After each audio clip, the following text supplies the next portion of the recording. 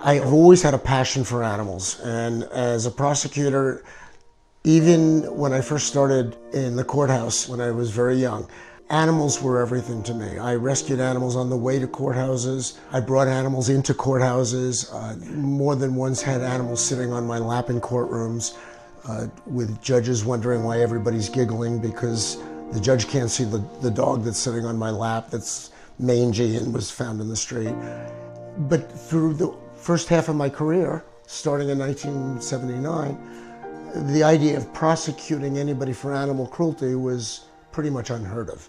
I was very immersed in gangs and vice enforcement, and I started to get a couple of animal cases because the word got around that law enforcement that, well, if you do have an animal case, there's a couple of lawyers that like doing it in LA, and Bob is one of them. Polly wants a fucking cracker! Polly wants a fucking cracker! Give Polly a fucking cracker now! I had this in my government office. Get cat alert! Get cat alert! All right. Pretty Polly! All right, that's enough, Polly.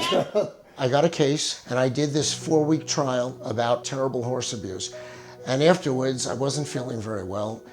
And long story short, I found out very quickly that I had a very advanced form of leukemia.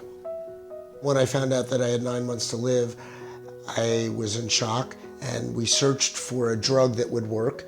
And there was one clinical trial, and we found out from the inventor of the drug that it didn't apply to me, that it would not work on me. And so we searched for a bone marrow donor for a bone marrow transplant, the only procedure that might give me some time with my disease. I would have to say that in addition to my family, what really kept me going and kept my spirits up was that every night I went to bed with a huge Rottweiler, a pit bull, a 3-legged shepherd, and an assortment of cats. Months went by, I started going downhill, and finally they found a donor. Everybody cheered, City of Hope was thrilled, I was thrilled. The doctor on that clinical trial called me and said, in preparation for the transplant, we're going to give you that experimental drug to boost your immune system for the transplant. So I took the drug, and I find out, to my shock, that I had to get rid of my animals before I did the transplant. And that it could be a year, it could be for the rest of my life, no animals, because of my compromised immune system after doing the transplant. Infuriated everybody in my life, family, friends. I canceled the transplant. The doctors told me that I was going to die in about a month. The drug's not going to save you. And I said, oh, I know, this has nothing to do with the drug. I'm doing this because I can't live without my animals. So I turned it down. My parents were preparing a funeral. Friends and family were still trying to convince me.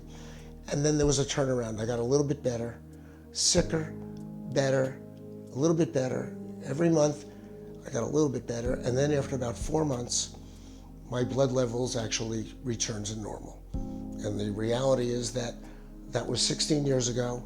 To this day, I've been cancer-free. It turns out the drug did work for me. So I'm literally alive today because of my love of animals, my passion for animals. When I went back to work, they said to me, you could do anything you want. You know, sort of the cancer sympathy thing, and I had a sense of humor about it. And so I played up the cancer card, and they said, what do you want to do? And I said, you all know what I want to do. I've been wanting to do this all my life. I want to go after people who abuse animals.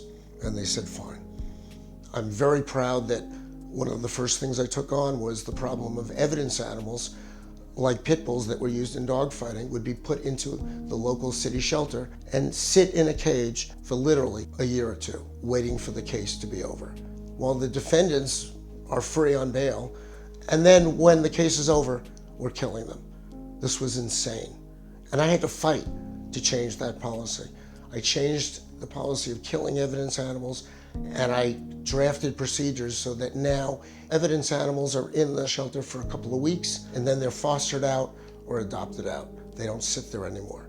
It was a huge and important part of the change. We educated judges on photographs, taught animal control and police how to document the injuries or the neglect. Cases where you can see the bone of their neck because of collars that were left on, where 2 dogs tied to an abandoned car, left without food, where one dog has to eat the other dog to survive. Attorneys and judges and even cops would say, I don't want to look at these photos. I can't handle this. It's too upsetting. And of course, what I would tell people is, if you think it's upsetting to you, how do you think the animal feels? How do you think the humans who are guardians of these animals feel? And you've got to step up to the plate. And so I'm very proud that what really happened was my cancer led to some miracles. In fact, it really is my animals that led to miracles. People are going to jail or getting educated on animal abuse and neglect, stemming in a large part from my passion for animals and what they've given to me. I can't think of really a greater honor than getting an award from my hero in animal welfare, which is Krista Rose. Maybe the second biggest part of this is the name of the award and where it came from, which is the Sam Simon Award. We probably wouldn't be here today without his support and so many others. So thank you, Sam.